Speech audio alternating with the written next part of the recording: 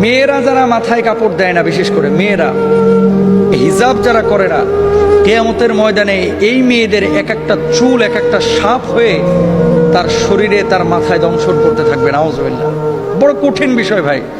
নামাজ পড়া ফরজ, রোজা করা ফরজ, হজ করা ফরজ, যাকাত দেওয়া যেমন ফরজ, পর্দা করা ছেলেদের এবং মেয়েদের তেমনই ফরজ।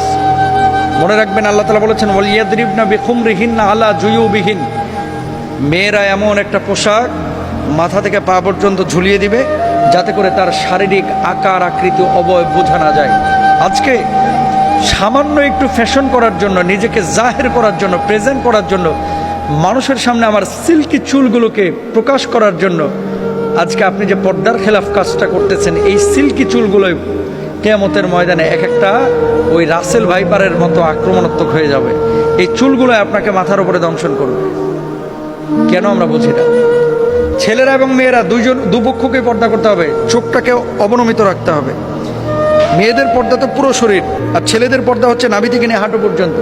এই অংশটা যদি এক চুল পরিমাণ কেউ খোলা রাখে, আল্লাহর আদালতে তারা দাঁড়াইতে হবে। তো মেয়েরা মুখমণ্ডল, হাতের তালু, পায়ের পাতা এগুলো বাড়ির মধ্যে খোলা রাখতে পারে, আর বাইরে চেষ্টা করবে পুরো হিজাব মেনটেন করে তার সৌন্দর্য যাতে করে প্রদর্শন না হয়। ছেলেরাও চক্ষুকে অবনমিত রাখবে, তার লজ্জাস্থানকে ঢেকে রাখবে।